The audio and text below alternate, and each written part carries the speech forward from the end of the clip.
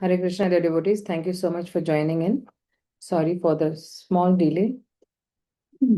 Om Jnanatimirandasya Jnananjanashalakaya Chakshurummilitam Yena Tasmai Shri Guruve Namaha.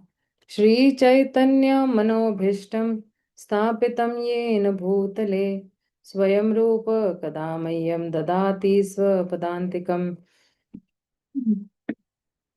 नमो विष्णुपदाय कृष्णपृष्ठाय भूतले श्रीमते भक्तिवेदांत स्वामिनिति नामिने नमस्ते सरस्वते देवे गौरवाणी प्रचारिणे निर्विशेष शून्यवादी पाश्चातदेशतारिणे जय श्री कृष्ण चैतन्य प्रभु नित्यानंद श्री अद्वैत गदाधर शिवासादि गौर भक्तवृंद हरे Krishna Krishna Krishna Hare Hare Hare Ram Ram Ram Hare Hare. So we are on shloka number 9 in the Nectar of Devotion, and if you see the 8th shloka,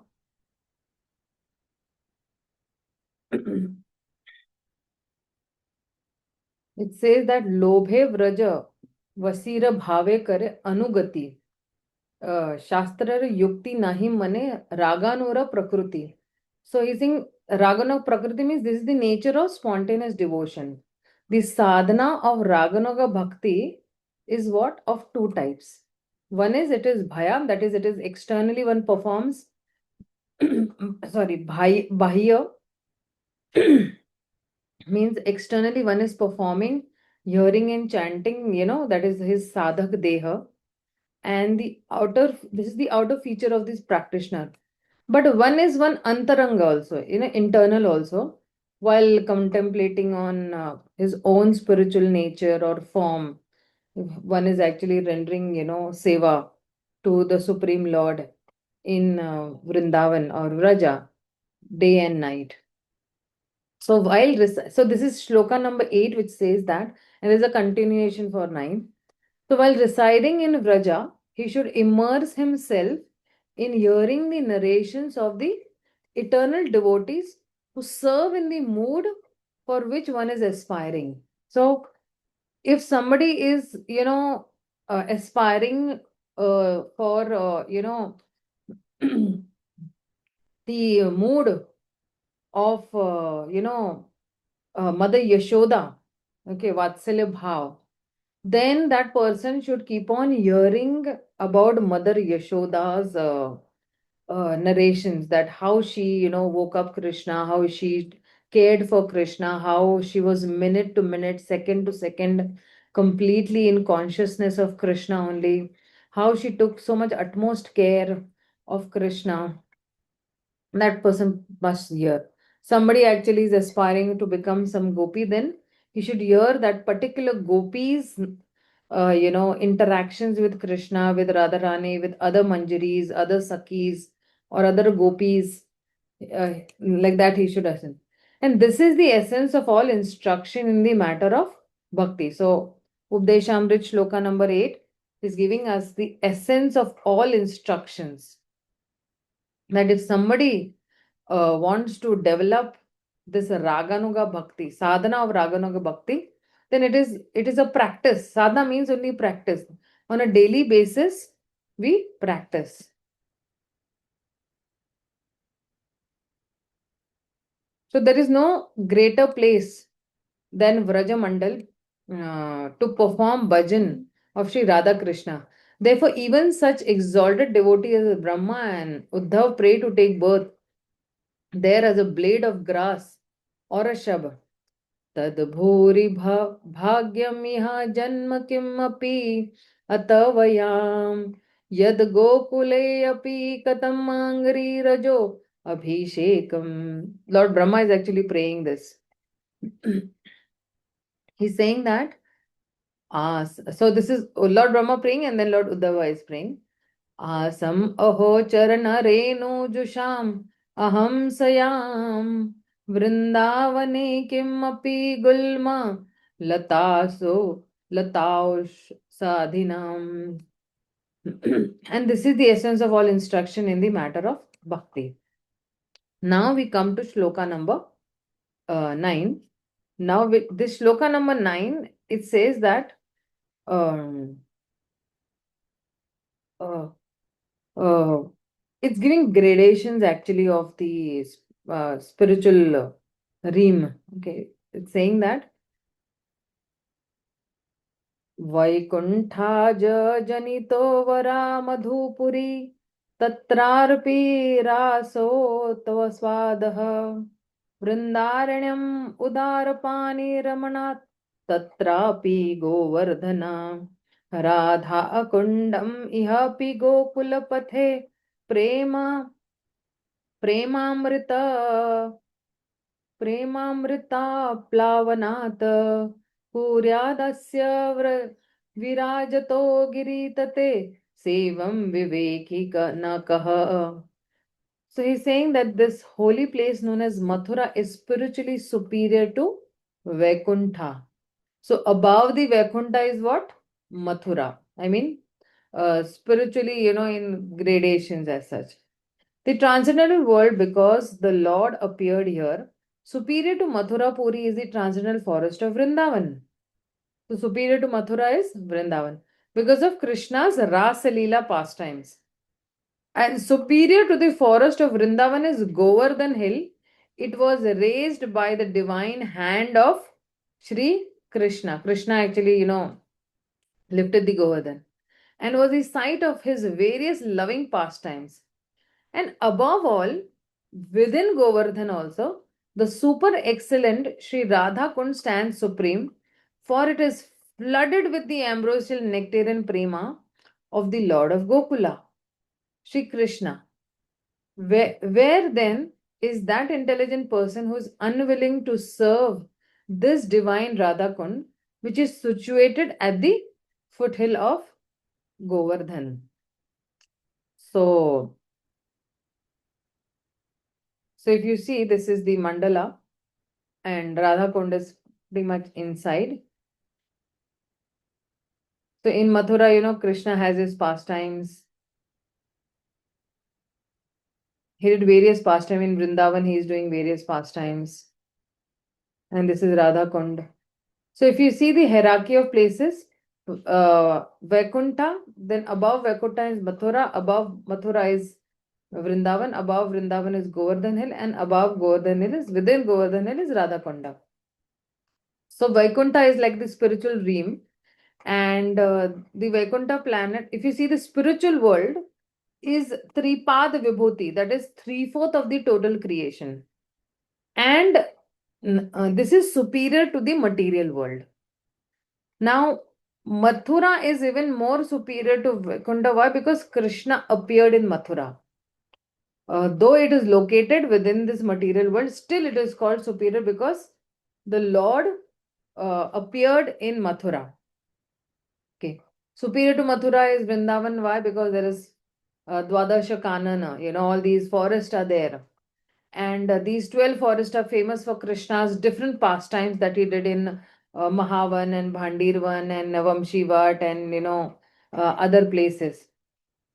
And superior to Vrindavan is Govardhan Hill because Krishna with his lotus hands lifted the Govardhan. And every day, Krishna used to go and tend his cows in Govardhan.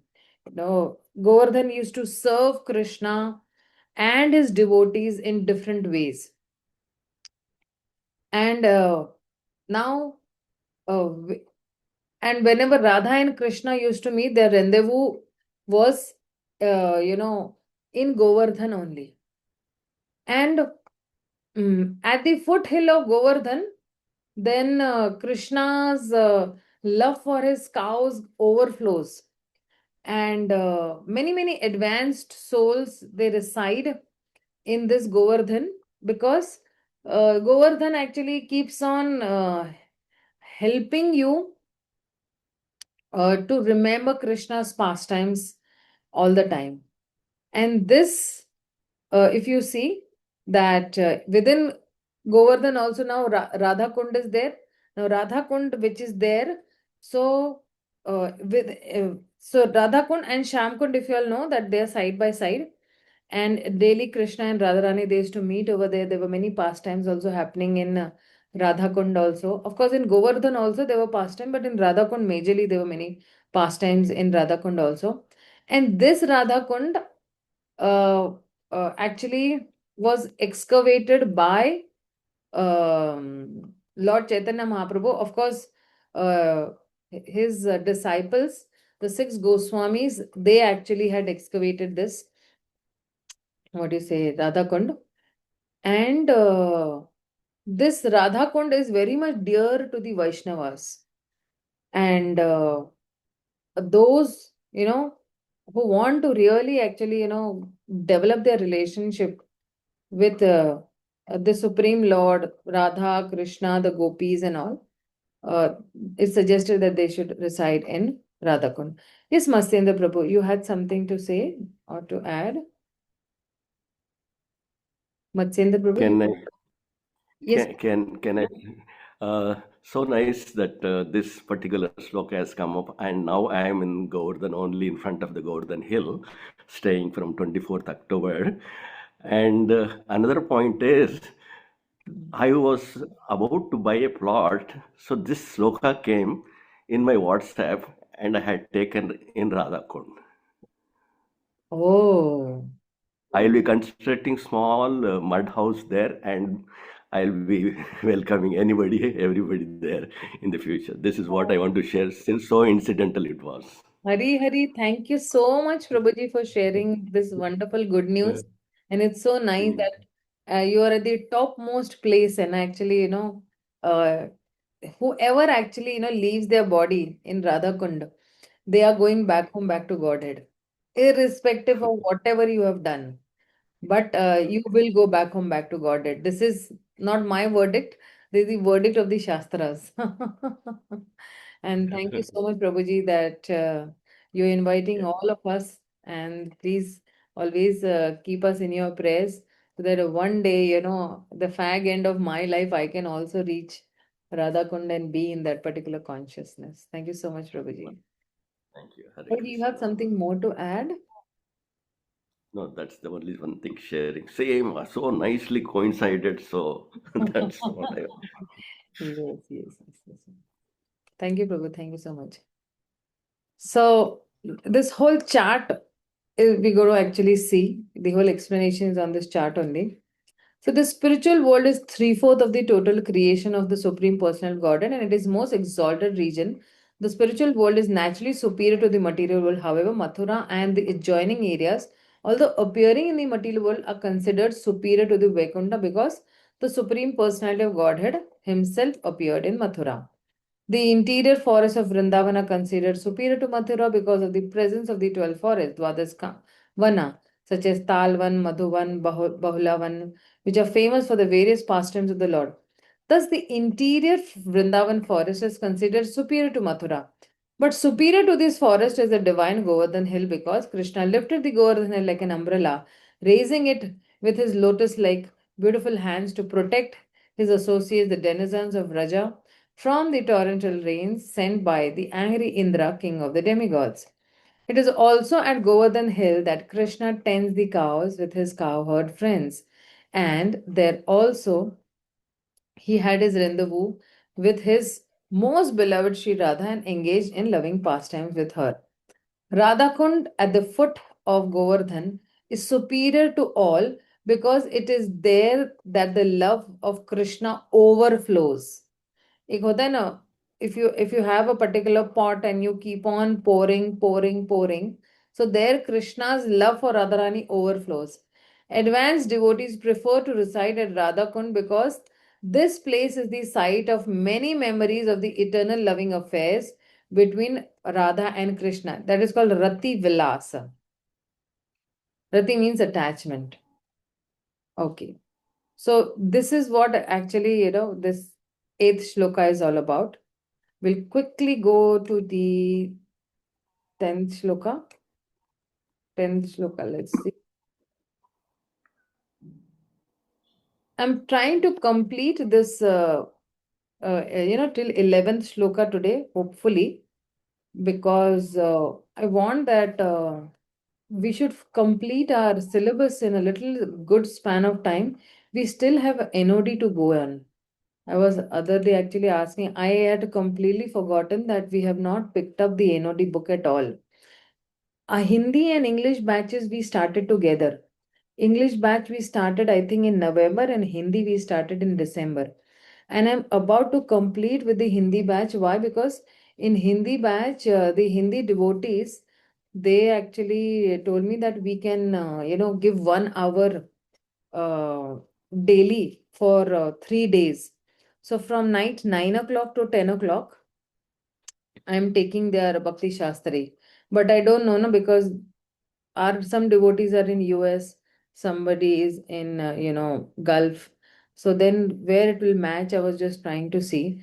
And I was planning to complete this by the end of this year. That is December, we should be completing this course. Let's see how Krishna desires. And we'll just discuss at the end of this class that can we make the NOD a little fast track? Okay. Okay, let's go to the shloka. So now the 10th shloka says that, because see, they say that Radha Kund is the highest. Okay. And the 10th shloka is saying that 10th shloka will talk about the different jnanis and the karmis and all.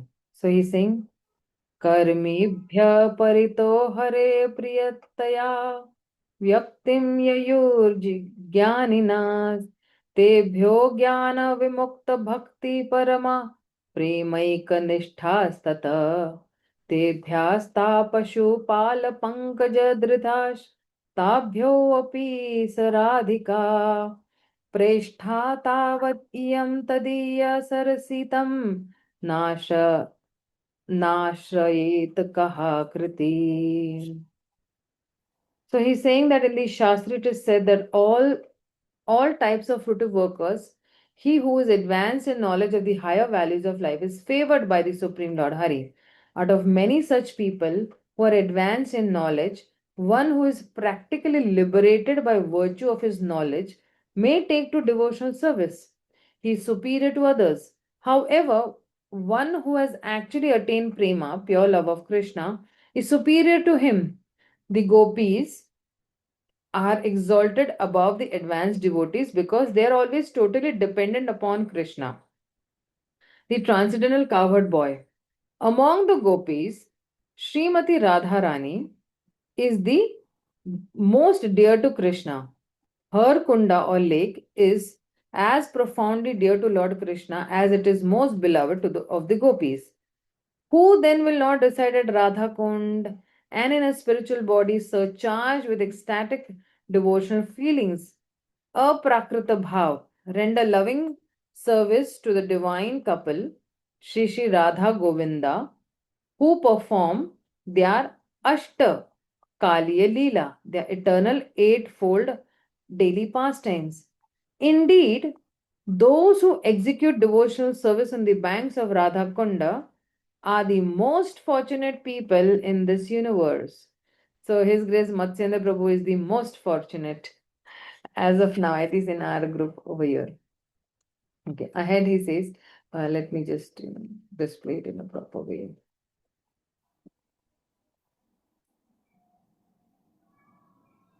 Okay, so over here it says, on this planet we find many businessmen, politicians, and others who are simply interested in material happiness. They attempt to earn money by all means, not considering whether such means are pious or impious. Such people are called karmis or gross materialists. Among the karmis are also the vikarmis, people who act without the guidance of Vedic knowledge. See, karmis or vikarmis, what is the difference? Karmis actually at least act according to the Vedic, guidance or Vedic knowledge. But vikarmis, they don't follow the Vedic. They whimsically do whatever they want to do. Those who act on the basis of Vedic knowledge perform sacrifices for the satisfaction of Lord Vishnu and to receive benedictions from him. In this way, they are elevated to higher planetary systems. Such karmis are superior to the vikarmis, for they are faithful to the direction of the Vedas and are certainly dear to Krishna.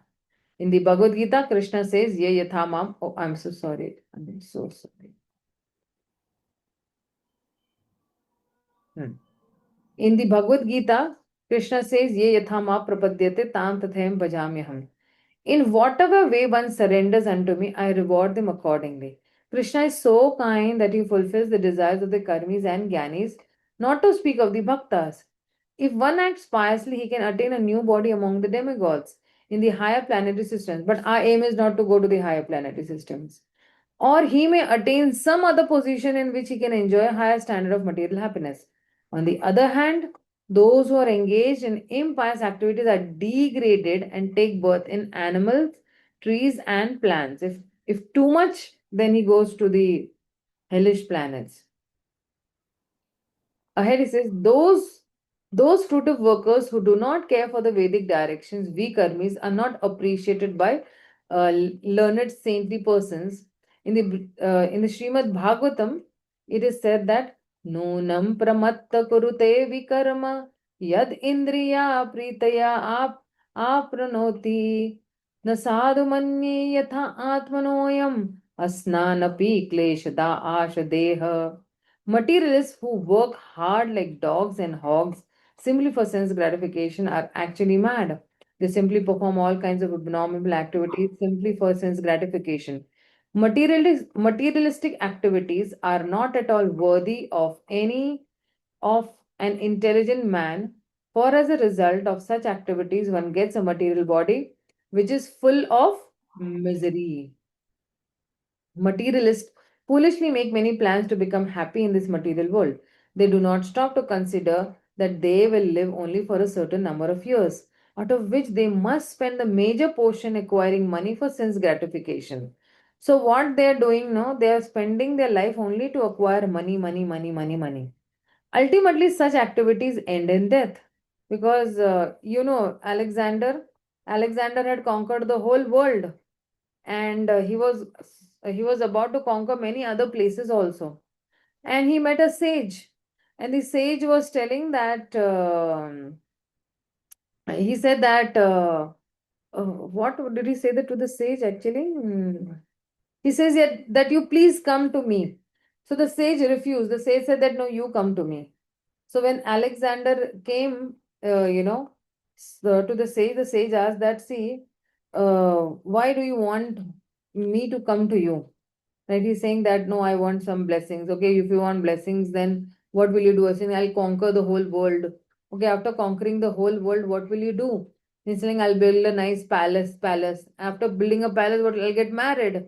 I'll get married and I will beget many sons. Okay, after begetting many sons, what will you do? He's saying, what else will I do? I will just, live in peace with my family members. So then the saint said, okay, you want to live in peace. So your aim is living in peace. He says, come with me. Leave everything and come with me. You will get peace. But of course, Alexander did not, take his good advice. And when Alexander was about to die, he told his soldiers, whenever I die, you just, keep my both hands open and, apart like this, and all my five fingers should be open like this. So the soldiers were little, confused that why is Alexander saying that way.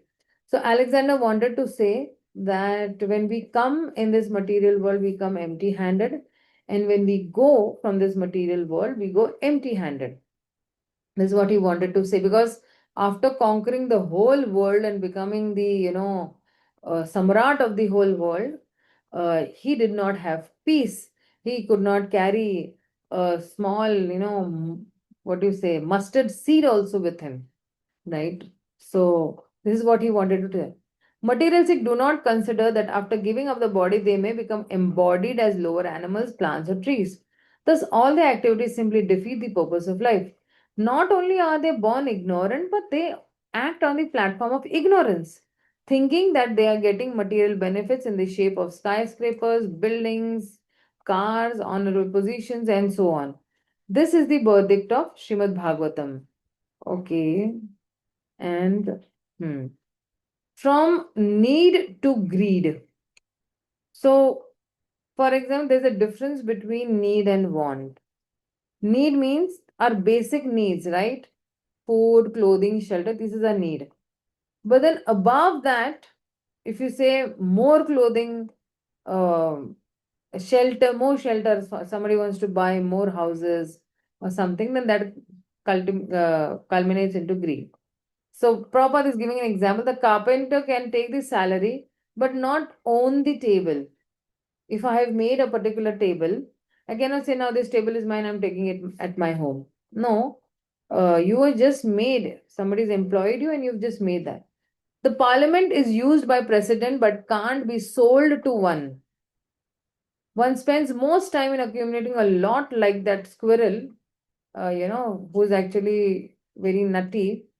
And what will you do with it? You will be dead and gone. We need to simplify. Don't try to accumulate. This is what Prabhupada is saying. At the present moment, almost everyone is engaged in some kind of fruitive activity. Those who are desirous of gaining material profits by working are called karmis or fruitive workers. There is this Greek story, and this, Sisyphus, he was given punishment to raise a stone boulder of the mountain, and he was actually, I'm sorry, just trying to, So of the mountain to roll back it to, zero all day long for the supervision of his soldiers. So in our current life also, actually what we are doing, we are accumulating, and then we die, then we again start a new life, again we start accumulating, and again we are in that vicious cycle. So materialistic do not consider that after giving up the body they may become embodied as lower animals, plants, or trees. Thus all the activities simply defeat the purpose. Not only they are born as ignorant. Okay, this is the same slide being repeated again. Okay. At the present moment, almost everyone is engaged in some kind of fruitive. Those who are desirous of gaining material profits by working occult karmis or fruitive workers, all living entities within this material world have come under the spell of Maya. In the Vishnu Purana, it is said that Vishnu Shakti Para Prokta Kshetrajna Tatha Para Avidya Karma Samangyana Trutiya Shaktir Ishyate. Sages have divided the energies of the Supreme Personality of God into three categories: spiritual energy, marginal energy, and material energy. Tatastha Shakti, Antaranga Shakti, and Bahiranga Shakti.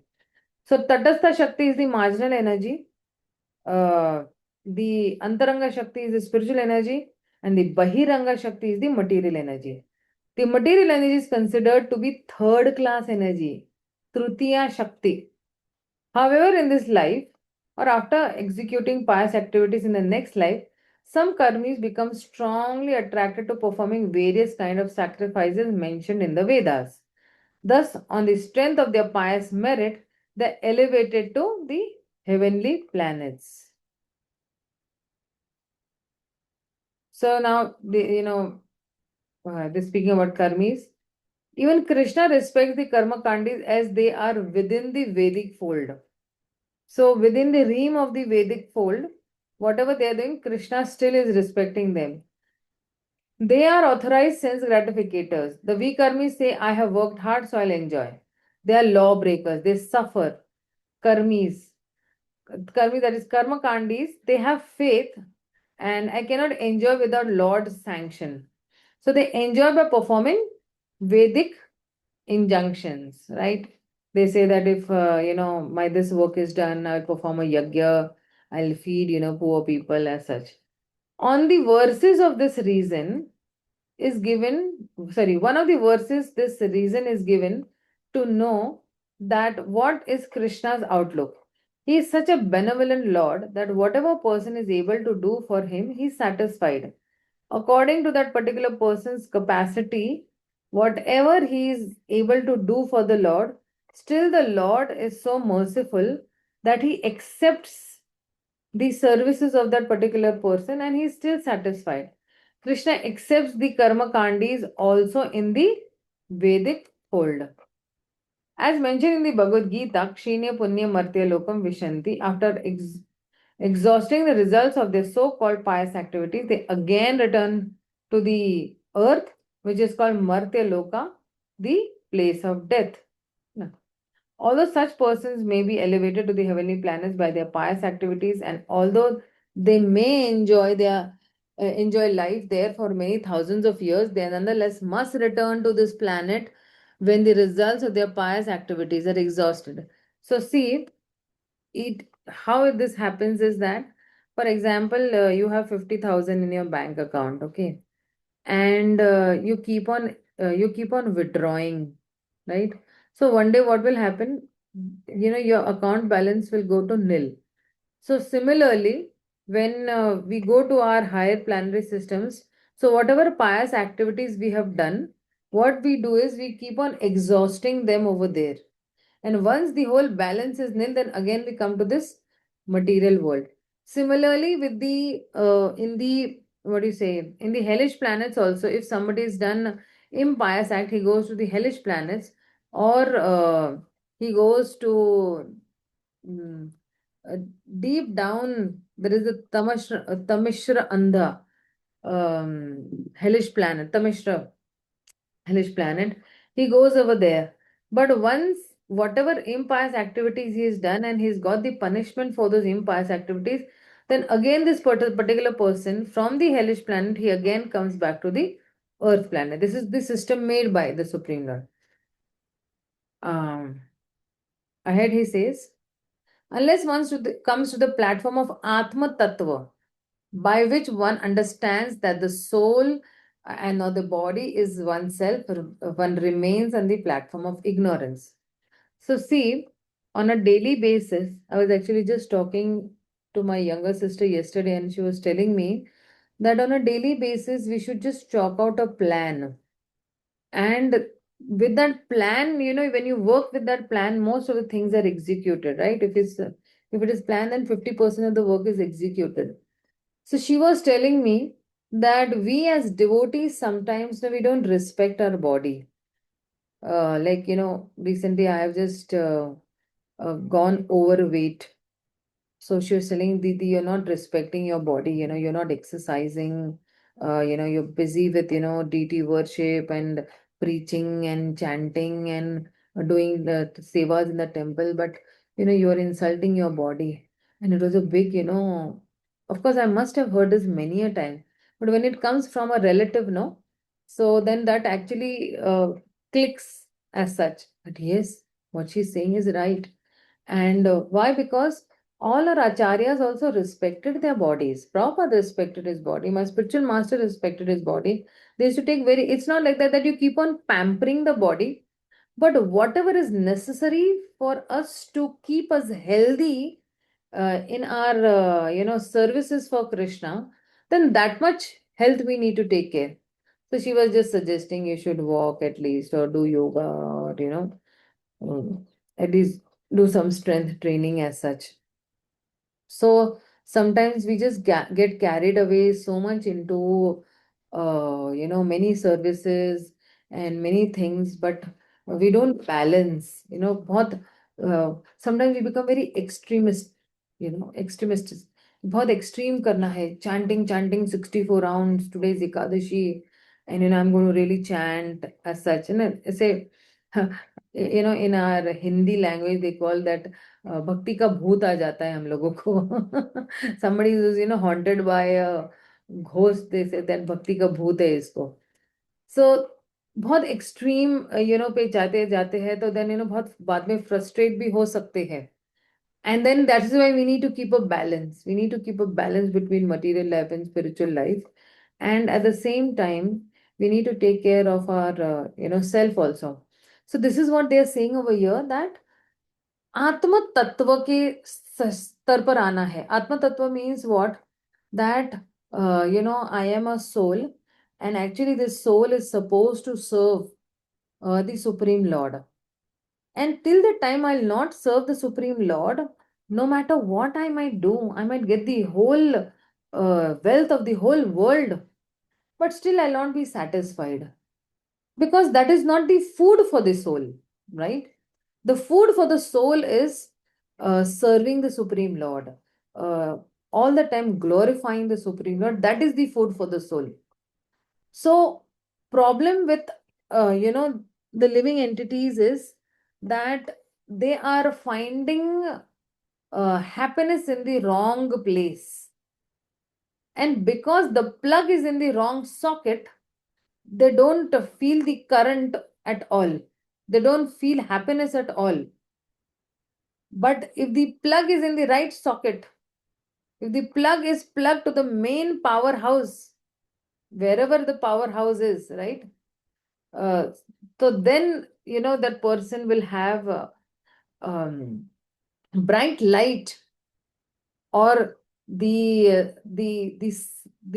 brightness of the sun, or the brightness of knowledge when there is there, then there will be no ignorance. है ना? So, Krishna Surya Sama, Maya hi andhakar, है ना? Wherever Krishna is, then Maya does not have that adhikar at all to be there in our life, right? So, till the time I will not come to this particular platform, I will always remain in ignorance.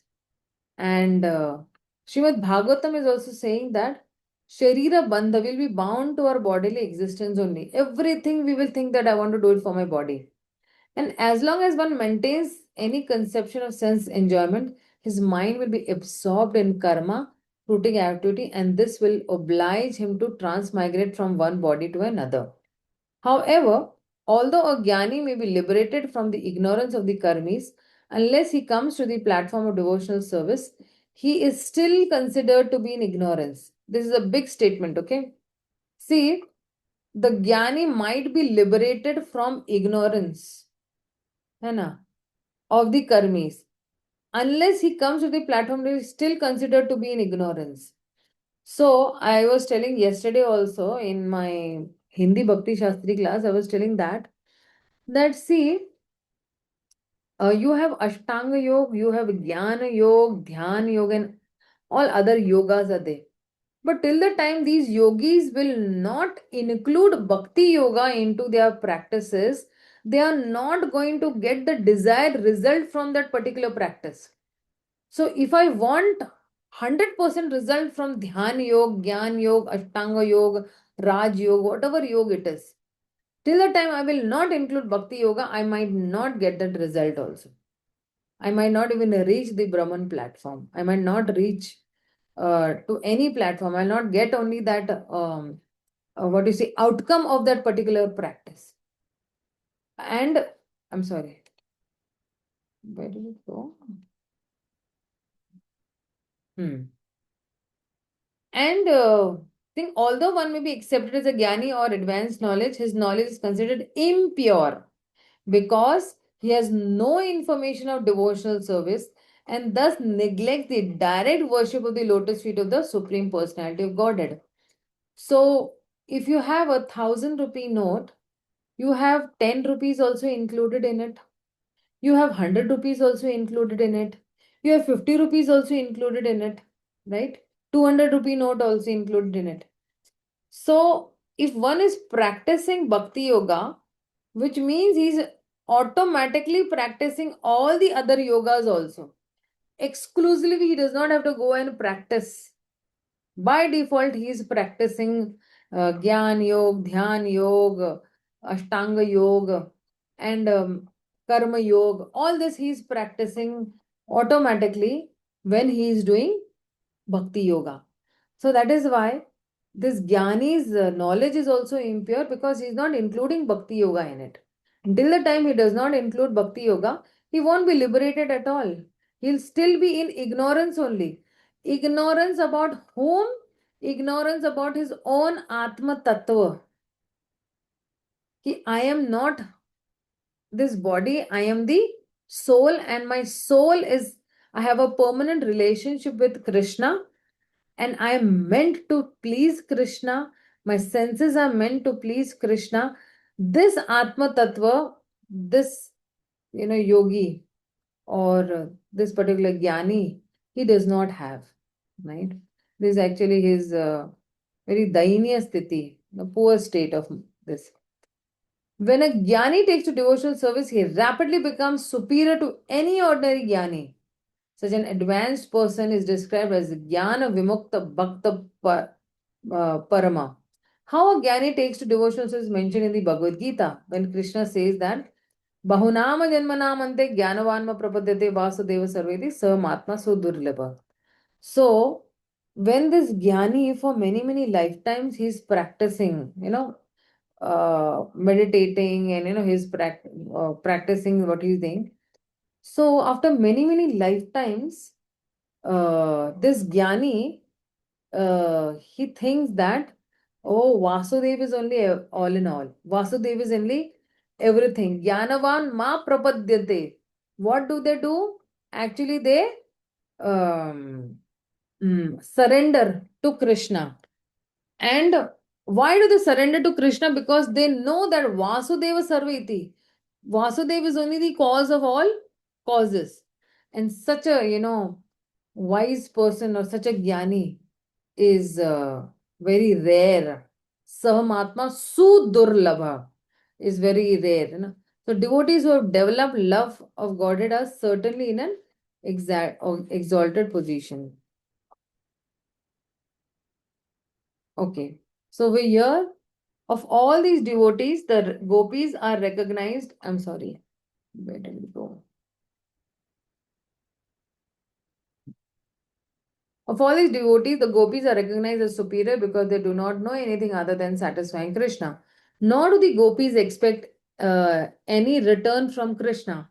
Indeed, sometimes Krishna puts them into extreme suffering by separating himself from them. Nonetheless, they cannot forget Krishna. When Krishna left Vrindavan for Mathura,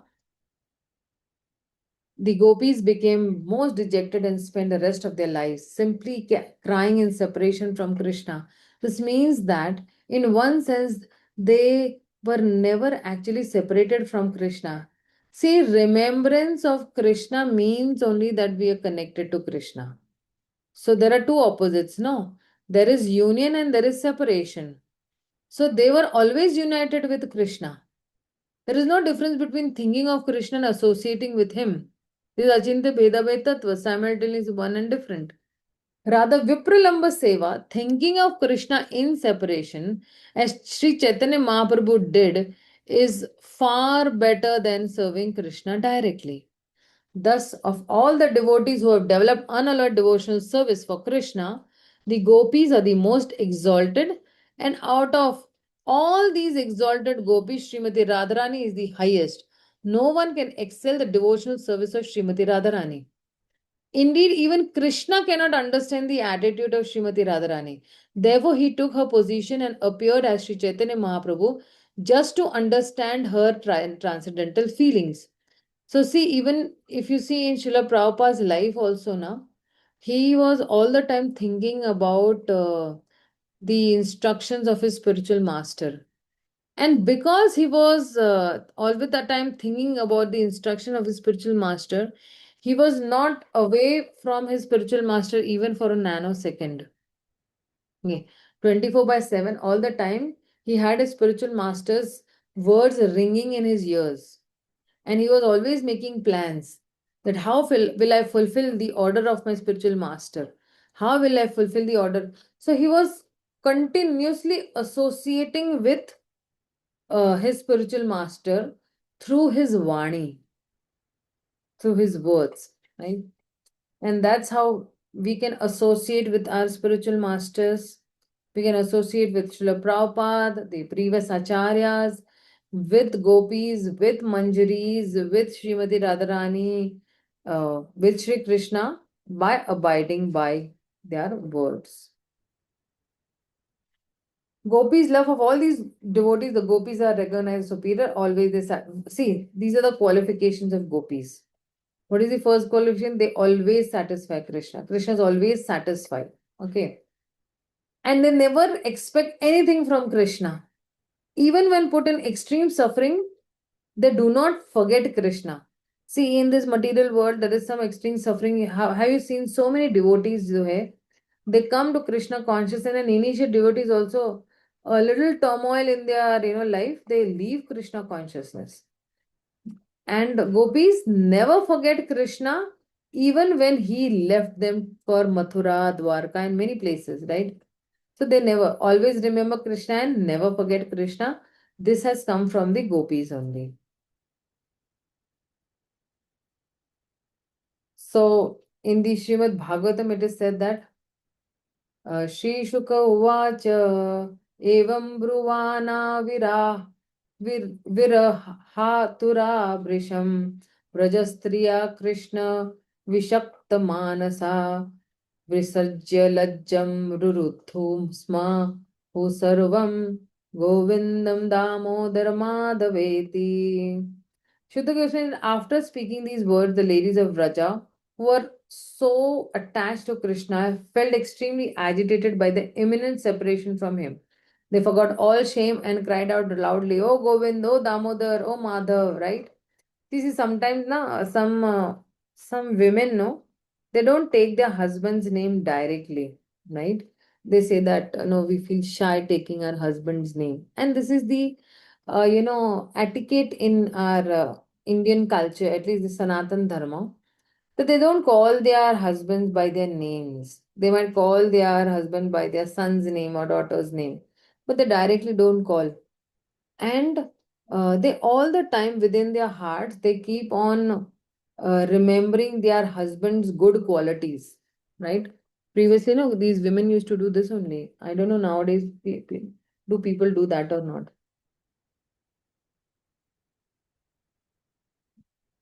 What do the women do? They keep on remembering the glories of their husband when he's away from home, right? If he's gone in the daytime, he's gone to the fields or he's gone somewhere, then they remember him. And in their minds, they keep on loving him. But over here, what they're saying, gopis forgot all shame and cried out loudly. They cried out Krishna's names, Govinda, Damodar, Madhav. They shamelessly called out his name. So this is the gopis. And then ahead is saying, Yavat alakshayate ketur, Yavat renu rathasya cha, anuprastha prasthapiyatmano lekhayani palakshitaha. Sending their minds after Krishna. Such a deep statement this is. They say that their minds are going with Krishna. The gopis stood as motionless as figures in a painting. They remained there for a long time as the flag atop the chariot was visible, and even until they could no longer see the dust raised by the chariot wheels. So see, when Krishna was going, from uh, Vrindavan to Mathura, this is actually what is said. The gopi said Krishna tricked elders and parents and gave him permission to go. In our sampradaya, the main subject is to develop loving separation from Krishna. Vipralamba bhav is actually our, what do you say, Gauḍīya Vaiṣṇavas bhav for Krishna. Krishna goes to forest, gopis are in trance. When will Krishna come back? So all the time, gopis, wherever he's going to tend the cows, also their minds are going with him. And if he's away, that whole whatever 7-8 hours he's going for tending the cows, their minds are running after him in separation of Krishna. And over here, also they are in separation of Krishna. So this love in separation is more intense than love in union. Okay. And उसको क्या कहते हैं हिंदी में, वो तीर की तरह चुभता है वो प्यार. It pricks, but that pricking is also that prick is also very, what do you say, very cooling and soothing prick. Somebody say, what is this, Mataji? What are you speaking? Cool, the prick is cooling and all. But this is Krishna's, love and separation. If somebody else's separation is there, then out of sight, out of mind ho jata hai na. But when you really love somebody, बड़ी शिद्दत से आप, when you love that person ना, You can't forget that person, even if it is out of sight, out of mind. You keep on remembering his good qualities. You keep on remembering the favors that person has done to you. And you remember that particular person on a daily basis. In a day, you might remember him at least 10 to 20 times.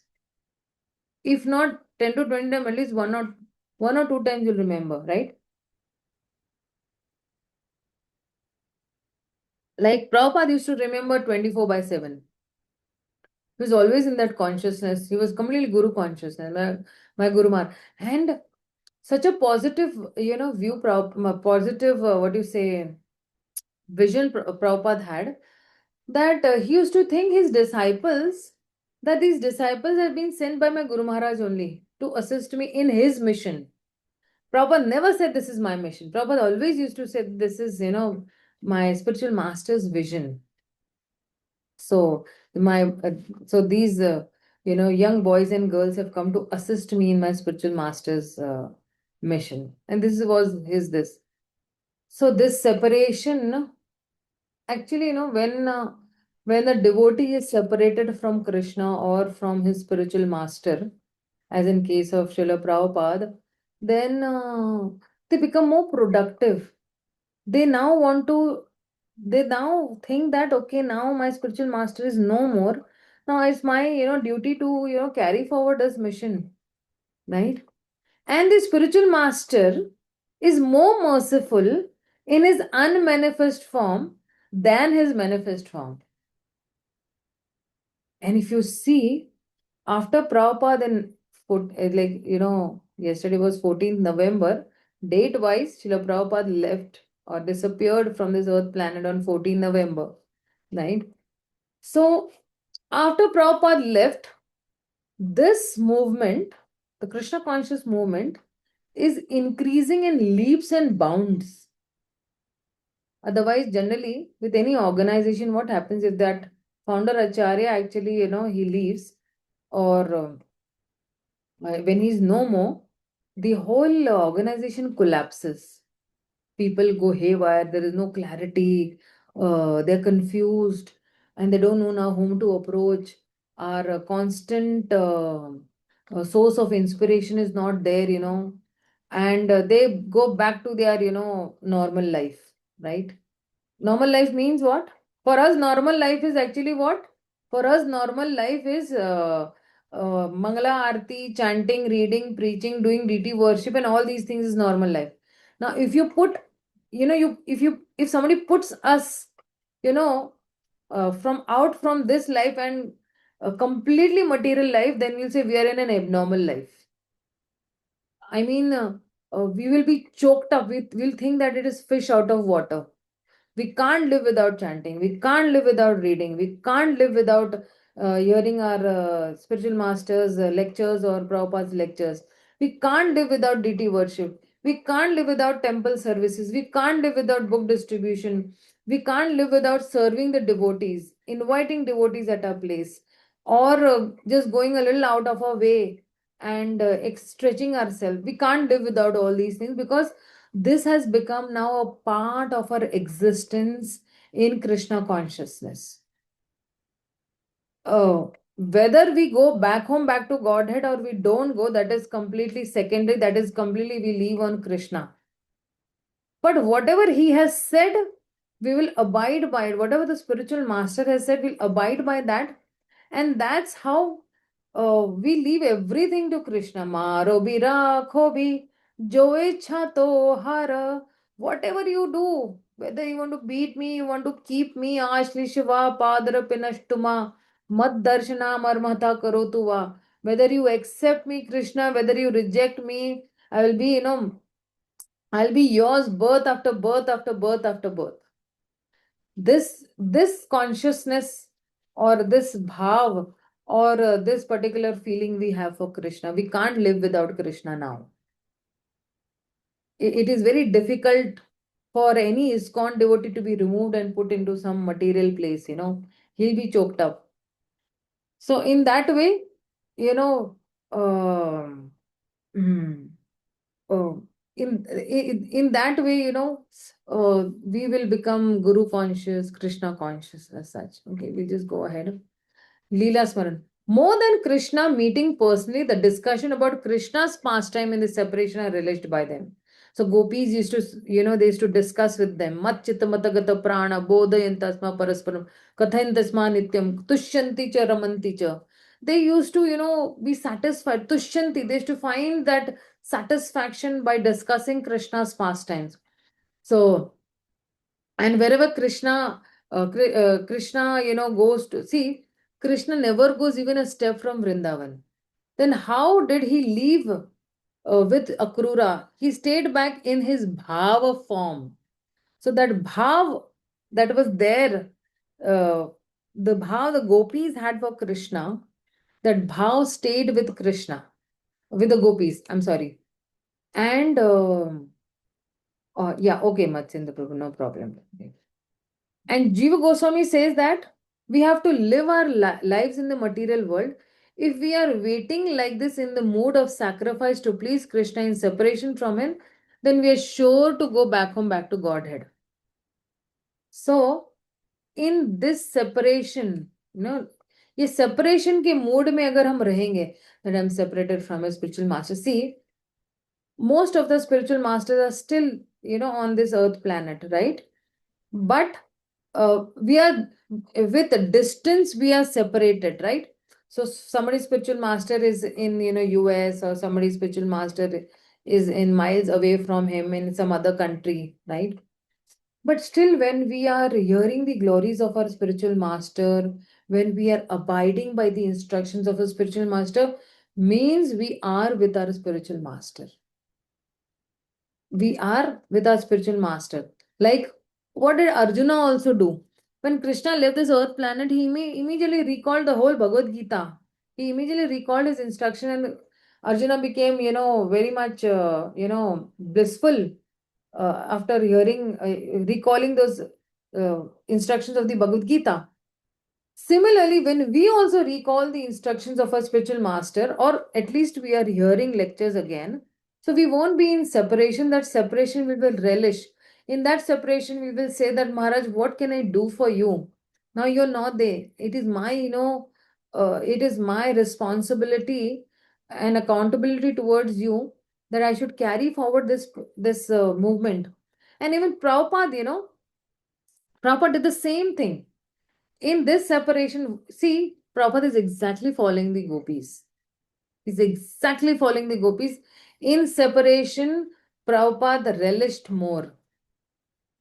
And he knew that my spiritual master or Krishna is not even, 1 inch away from me. They're always there with me. So, if we want to go back home, back to Godhead, then this separation part that is there is very important. And in this way, we can go back home, back to Godhead. So, Vrajavasis are not happy to see him in Mathura. They wanted Krishna in Vrindavan. And here Radharani said this same famous verse. Ai deen dayardra nath hai Mathura nath kadavalokyas hridayam tvat aloka kataram daita brahmayati kim karomi ham. She's saying that, oh my Lord, O most merciful Master, O Master of Mathura, when shall I see you again? Because of my not seeing you, my agitated heart has become unsteady. O most beloved one, what shall I do now? This is her separation from Krishna. These feelings of separation every disciple should have for Krishna or a spiritual master.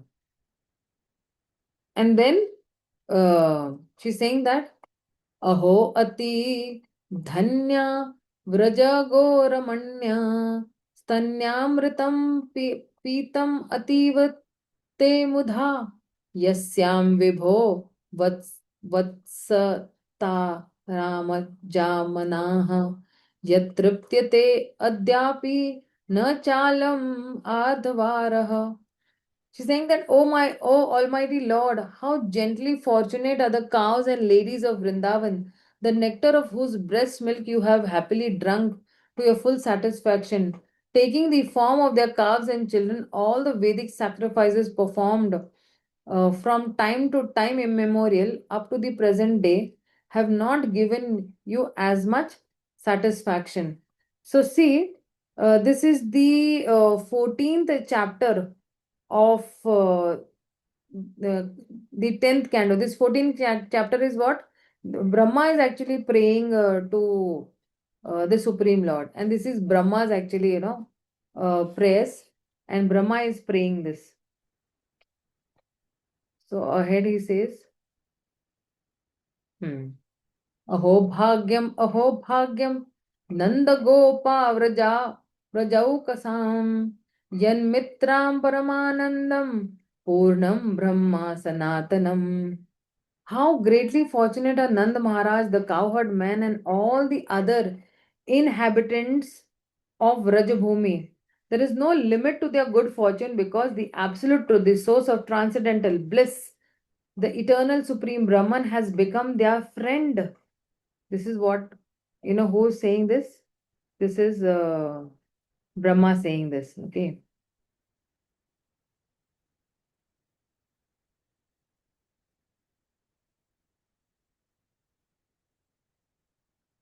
Just give me 1 minute. Okay.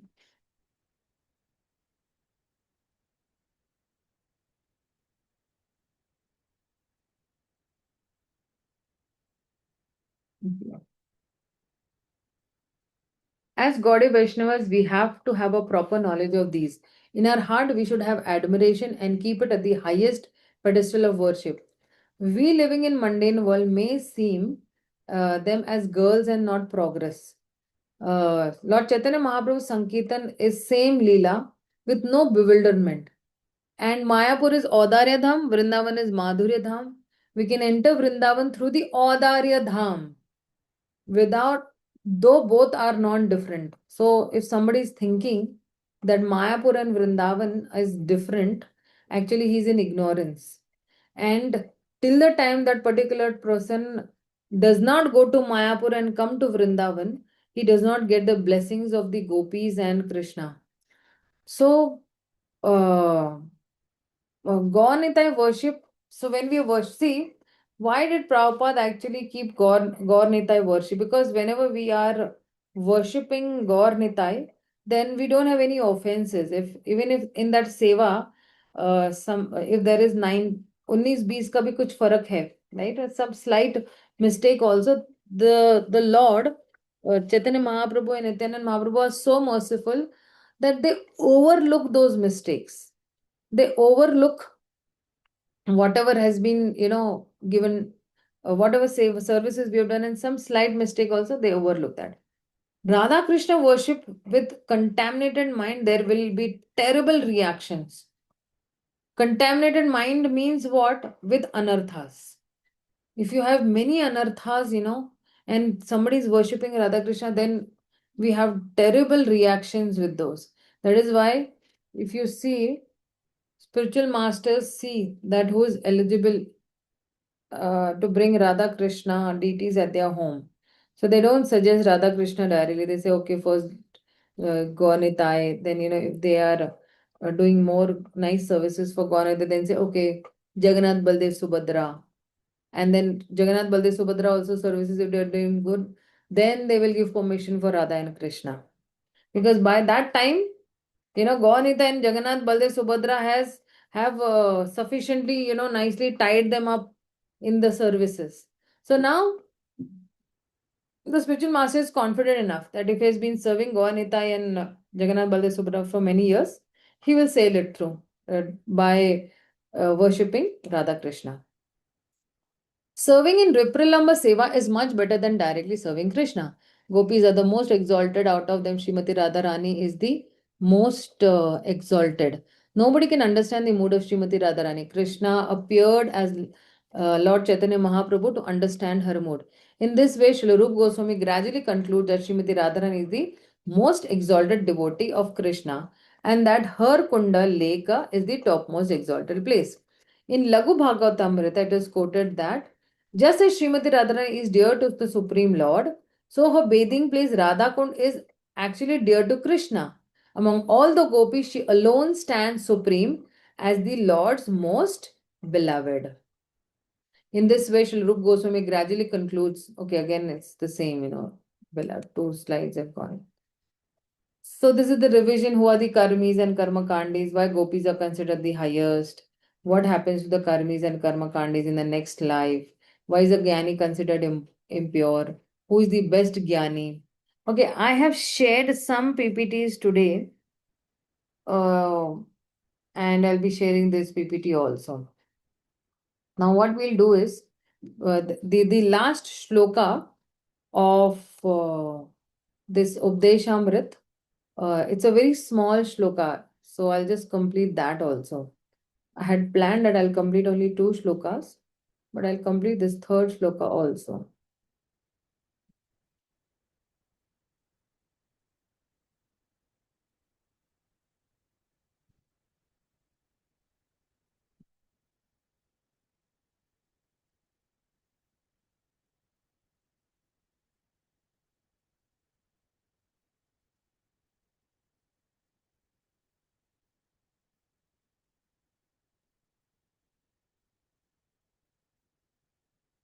Mhm.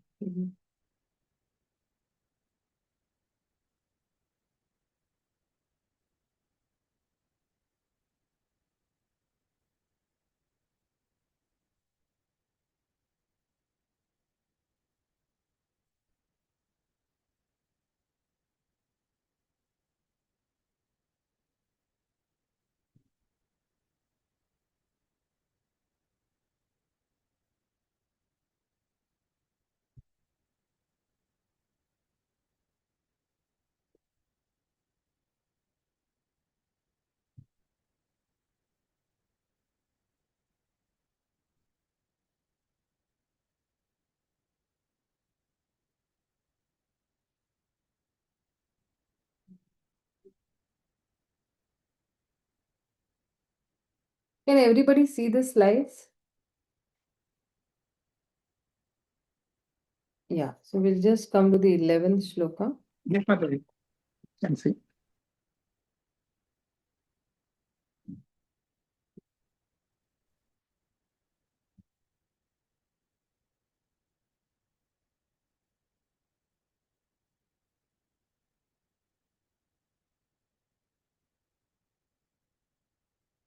It's a very short one. In just 10-15 minutes, we'll finish this.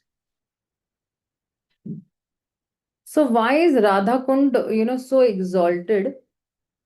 Because it is belonging to Śrīmatī Rādhārāṇī, who is actually the most beloved object of Śrī Krishna. See, she only knows how to satisfy Krishna. Nobody else knows how to satisfy Krishna.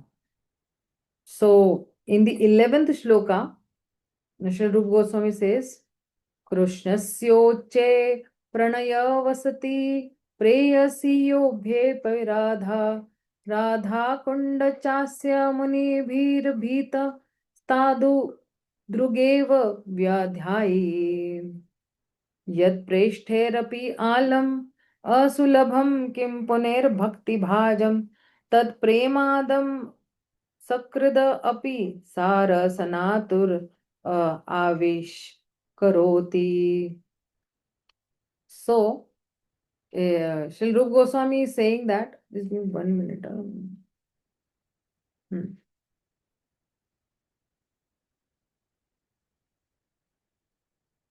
Maybe the shloka written, it's not written over here. Okay, it's written over here. Okay. So let me quickly read the translation for you. Of the many objects of favored delight and of all the lovable damsels of Rajabhumi, Śrīmatī Rādhārāṇī is certainly the most treasured object of Krishna's love. And in every respect, her divine Kunda is described by great sages as similarly dear to him. Undoubtedly, Radha Kunda is very rarely attained even by the great devotees. Therefore, it is even more difficult for ordinary devotees to attain. If one simply bathes once within those holy waters, one's pure love of Krishna is fully aroused. So the great sages, they say that the lake is dear to Krishna as Radha herself. Krishna's love for Radha Kunda and Śrīmatī Rādhārāṇī is the same in all respects. very rarely attained by great personalities because fully engaged in devotional service. And ordinary devotees are only engaged in the practice of Vaidhi Bhakti. So Śrīla Rūpa Gosvāmī says a devotee will at once develop pure love of Krishna in the wake of the gopis if he once take a bath in Radha Kund.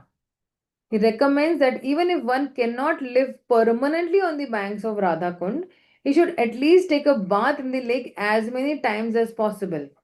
This is a most important item in the execution of devotional service, right? And Srila Bhakti Siddhanta Thakur says Sri Radha Kund is the most select place for those interested in advancing their devotional service in the wake of the Sakhis and the confidential serving maids, that is the Manjaris of Śrīmatī Rādhārāṇī. The Ashtakaliya Leela is going on there, which can be envisioned by pure devotees.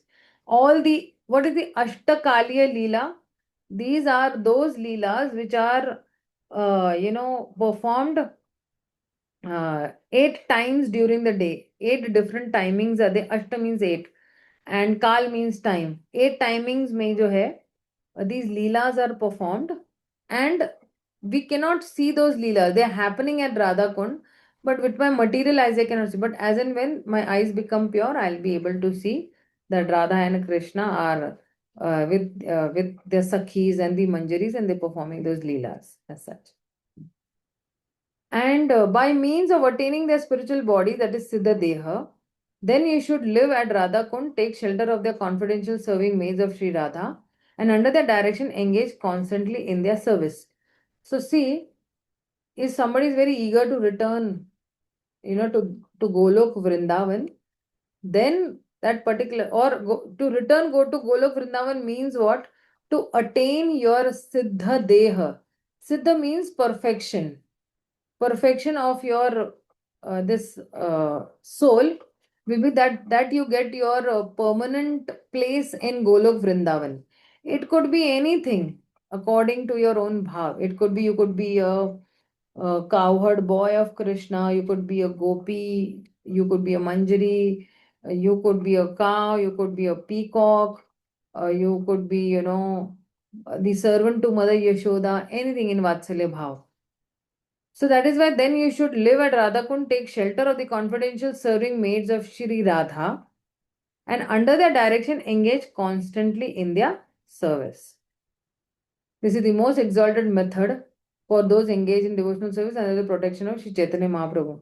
Srila Bhakti Siddhanta Thakur writes that even great sages and great devotees like Narad and Sanaka do not get an opportunity to come to Radha Kund to take their bathing. If ordinary devotees come to Radha Kund by great fortune and take bath even once, he can develop his transcendental love for Krishna, exactly as the gopis did. One should live on the banks of Radha Kund and should be absorbed in the loving service of the Lord.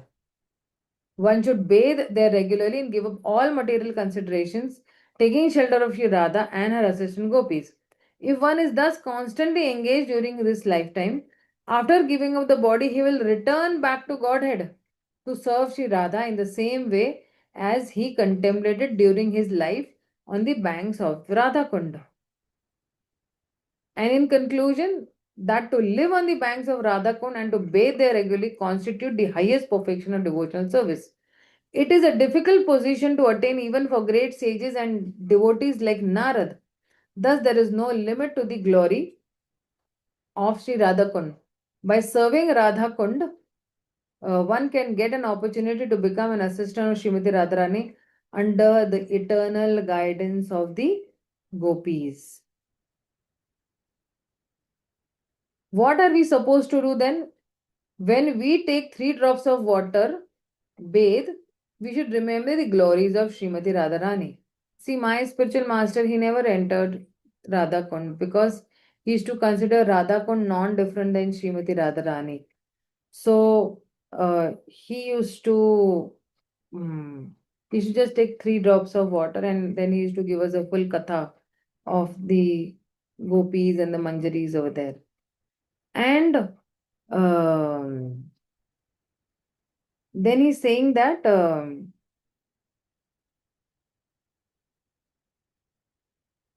Srila Bhaktisiddhanta Thakur and Srila Prabhupada have heavily condemned the so-called Babajis living in the Radhakund area. So this is a warning to those who are planning to reside in Radhakund or who are already residing to not get in the trap of the so-called Babajis who give a shortcut way, will give you Siddh Pranali, we will give you your original Swarupa and all. Because we are educated, we should not get into that trap. And why? Because these Babajis have made widows pregnant there. Bhakti Siddhanta Thakur says, it's Naraka Kunda now. These Babajis become pigs and dogs in Vrindavan. Then they again perform required devotional service to become qualified to go back home, back to Godhead. So, under the pretext of being a Babaji, what they do? They actually exploit women and other people over there in Radhakund. So, where is Radhakund now? Acharyas who have dedicated their lives for Krishna consciousness are walking holy places. Associating with great souls will reveal Radha Krishna more than going to Radhakund. His Holiness Radhanath Swami Maharaj says Radhakund is achieved in the topmost ripened state of Krishna consciousness.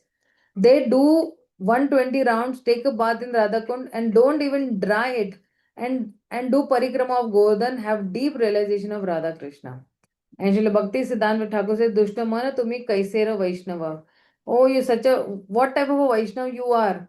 If you cannot chant over there, if you cannot constantly think about Radha Krishna pastimes, then what is the use of your staying in Radhakund? Is what it's saying. And Srila Prabhupada, gave instructions to first disciples in India that he said that Salile na karchit sa eva go karah, right? So if your senses are not in control, or if your senses are only moving around with sense objects, then what is the use of going to Radhakund?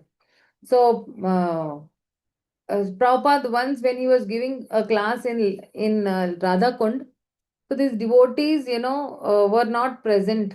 They had gone actually for shopping and some sightseeing because they wanted to take those things back again. So Prabhupada is very upset that time. So he's saying, you will not find Radha Krishna by going to the bushes.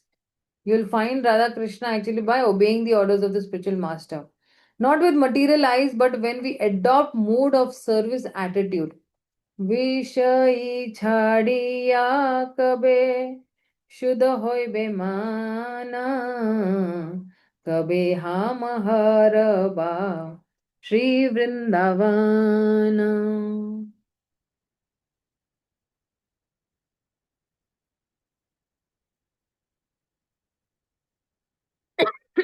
So what is the plan of action for us? We go once in a year or 2 years and pray gratefully, taking dust and water of the holy places, praying that I have no drop of devotion. Please give me a drop of devotion. We can then come back and we can preach nicely. Take that good energy and come back and preach. Okay. So what we do not promote Bhajadanandi service now. So Prabhupada says that service now and Samadhi later. Because we are young, what we can do a lot of services. And then at the fag end of our life, after the age of 50, 55, 60, we can definitely go there and we can, do our bhajan. Srila Prabhupada told a disciple who thought he will chant Radha Krishna, go around in Vrindavan, but was counting cement bags. Personally, Srila Prabhupada counted each bag and locked it up as if it is a great treasure. Why? Because it was for building the temple of Krishna. So that is why Vaishnava has to be very compassionate to oneself, and then he should give that compassion to the others. Right? Janma sarthak kari kar paropkar. So a question may be raised that why not all of us, we should stay here and we should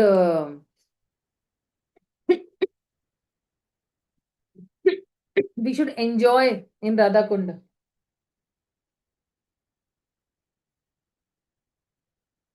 So then Prabhupada is saying that who will preach? We all have to preach. And Prabhupada said you should go back now. And you can come every year to get your batteries charged again. So that's how Prabhupada has given us these instructions. And to go to Radha Kund, we should take permission of our spiritual masters. If they feel that we are eligible, then we can go and reside over there. Then who can take a bath? Again, I think this is Prabhupada is saying that there is no harm, but they should understand what is Radha Kund and how to deal with Radha Kund. Raghunath Das Goswami showed how to live in Radha Kund. Sankhya Purvak Naam Gana Nati Bhi Kala Vasani Kardo. He was circulating Radha Kund, falling down, making a mark. That is Radha Kund Vasi. Not only counted holy names, but offering obeisance to so many hundreds times to Radha Kund. He had so much vairagya, or vairagya means he was so much detached. And he showed that detachment. And he can take a bath in Radha Kund. First of all, do this like Raghunath Das Goswami.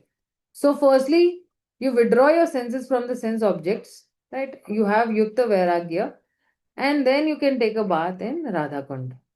So in Radha Kund, but not in Radha Kund. This is Prabhupada is saying actually in February 1900. If you discuss on the philosophy of Upanishad and Vedanta, they will not attend. I have seen it in Radha Kund sometime in 1934. My Guru Maharaj was living and he was discussing Upanishad. There are many Babajis in Radha Kund. First of all, they came that Bhakti Siddhanta Ṭhākura has come. Such a learned scholar and an establisher of Gauḍīya Math. So out of curiosity, they came. And when they saw that he was discussing Upanishad, gradually they stopped coming. So my Guru Maharaj recommended that these people are not living in Radha Kund. They are living in Naraka Kunda. I have heard it personally.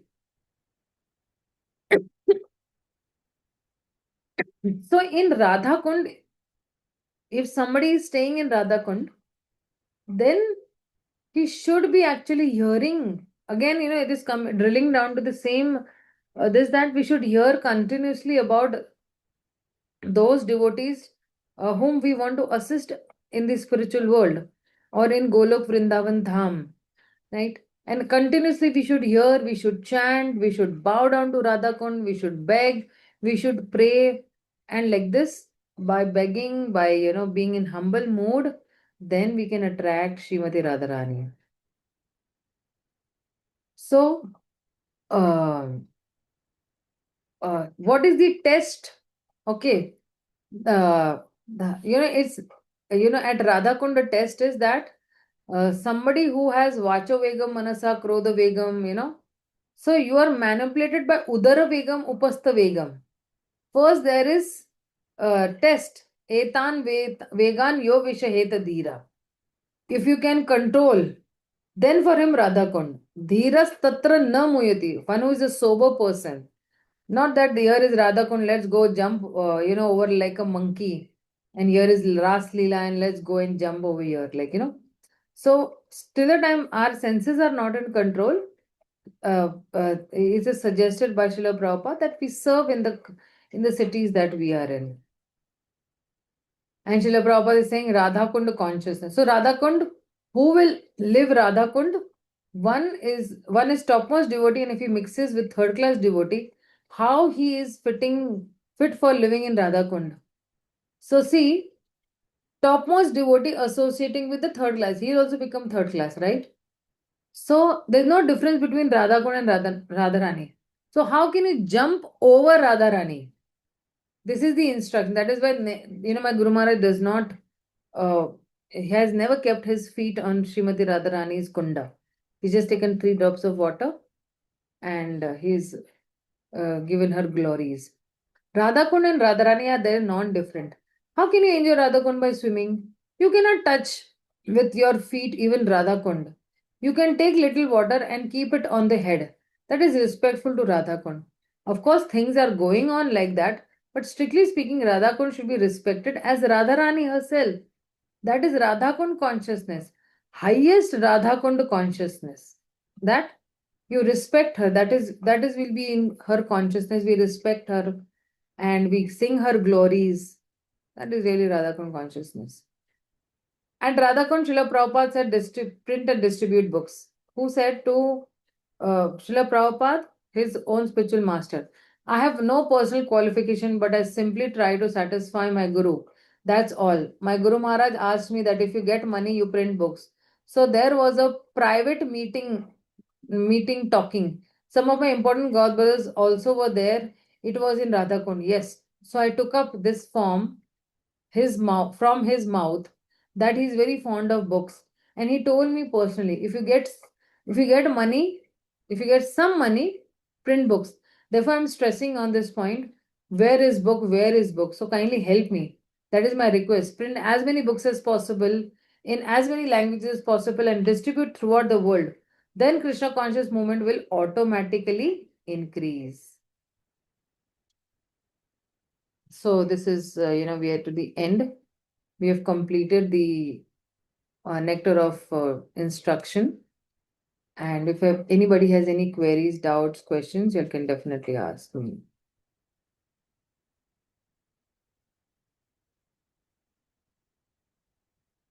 Okay.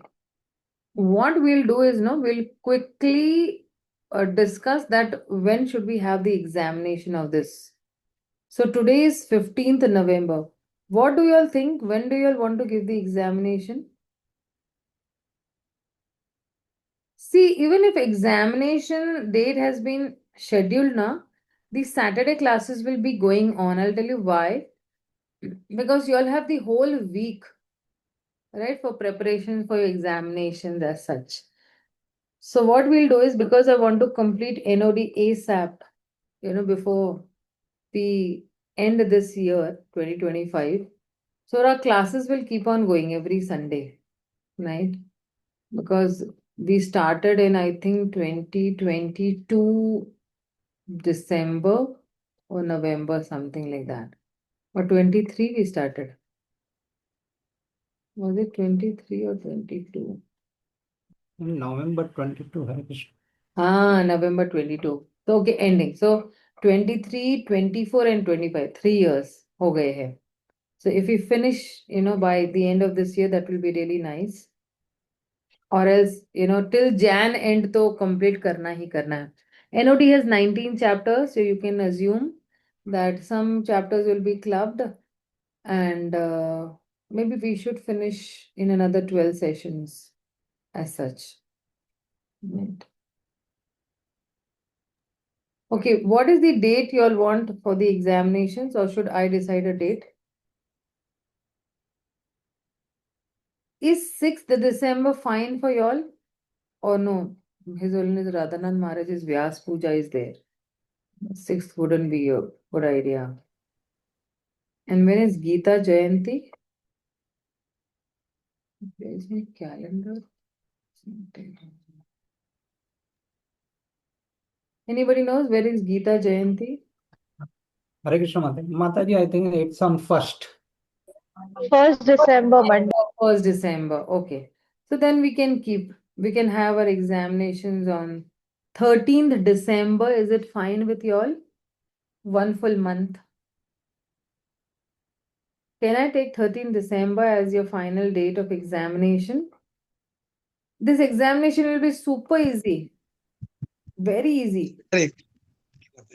Shlokas are only 4 shlokas. First 4 shlokas. Okay.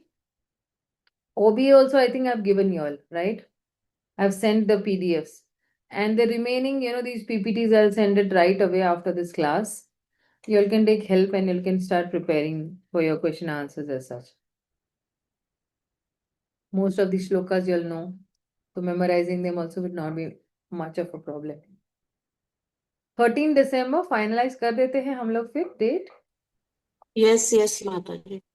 Yes. Okay, Mataji. Okay, so we'll take 13 December as the final date. Okay. माताजी उसी दिन shloka test भी होगा? हाँ उसी दिन ले लेंगे. 4 ही श्लोक है ना, right? ठीक है माता. है ना, 4 ही श्लोकास आते हैं. Then maybe we can just schedule the same day. Okay. Srila Prabhupada की जय, श्रील रूप गोस्वामी की जय, गौर भक्त वृंद की जय. हरे कृष्णा, हरि बोल. Hare Krishna. Hare Krishna.